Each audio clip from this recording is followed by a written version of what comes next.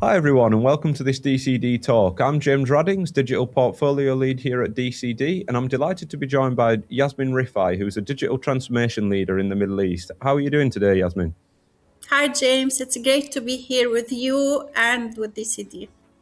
Great to have you. And I mean, your journey spans technology leadership. You've authored a few books, you champion diversity, and also have shaped some national scale digital strategies. But before we dive into the topics, could you share a little bit about how your personal story has influenced your professional purpose? I always believe that personal stories are the foundation of any professional journey or purpose. From my side, my personal story is the foundation of my professional purpose in specific. I did come into technology not for the sake of the technology itself, but I came into it because I saw very early on, like since I was a kid, how systems shape people's lives, how access or the lack of it can define the opportunity, the dignity, and the trust. And as my career evolved and developed, especially through working closely with governments, I realized that technology is one of the most powerful nation building tools of our time.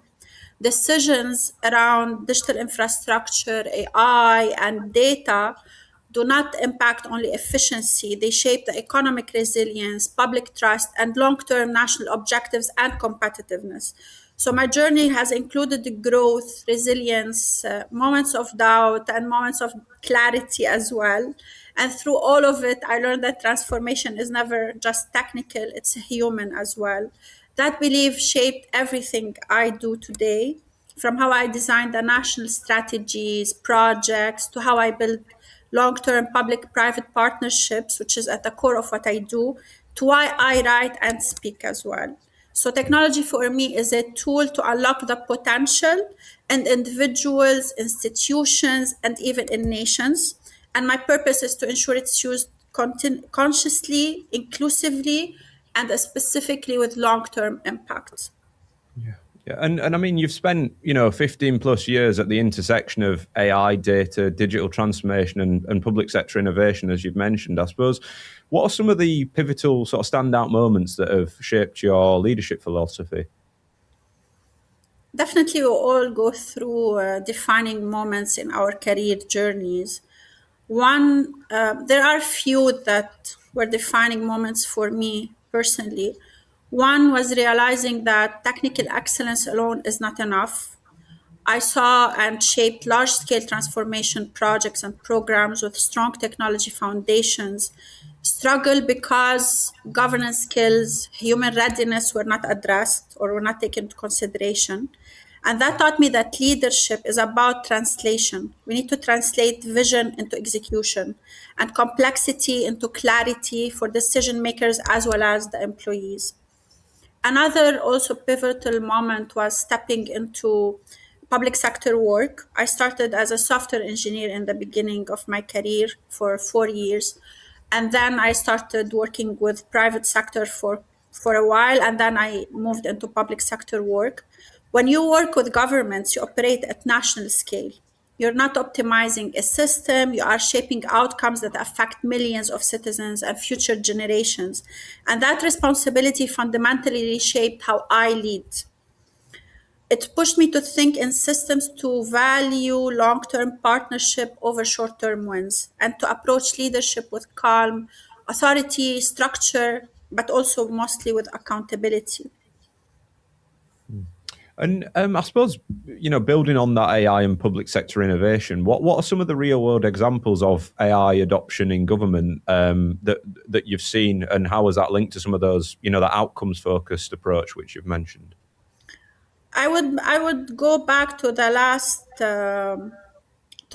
like project I worked on, which is the strategic partnership between the government and Microsoft, and that was like one of the largest projects I shaped and led in my career as it evolved around AI specifically, and it was the foundation of the national AI transformation for Kuwait.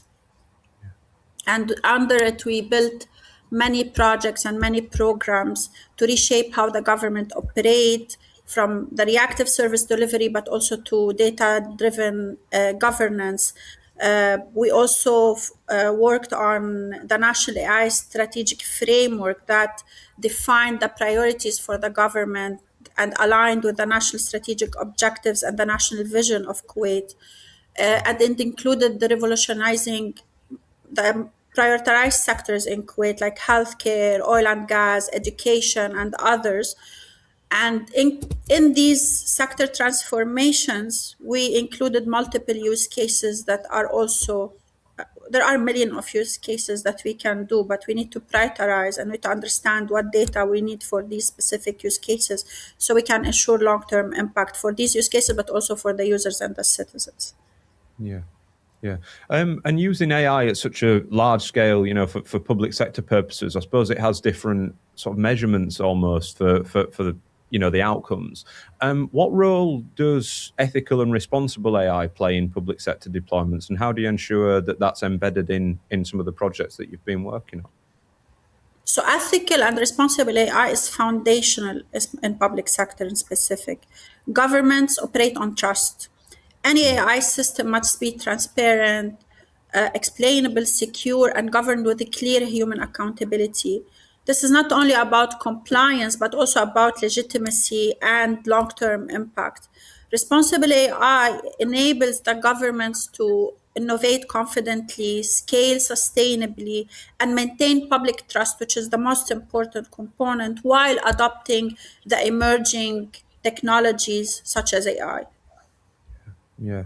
And I just want to touch upon something that you mentioned. You often talked about kind of blending technology with the human needs. How do you ensure that digital transformation, when delivering these projects, doesn't lose that human touch, essentially? To ensure digital transformation does not lose the human element, we need to start with people, not platforms and systems. Human centered digital transformation means we understand the real citizen and employee journeys and design the system to support them rather than complicate their lives. Digital transformation is all about the human, after all, and the user. They are the center of focus of everything that we do, and all the systems need to evolve around them. So it also means that we need to invest in change management, skills development.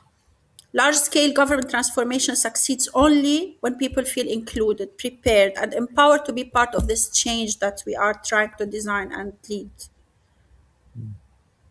And building a little bit on that kind of inclusive element that you mentioned, what are some of the key principles that organizations should follow to truly build inclusive digital services?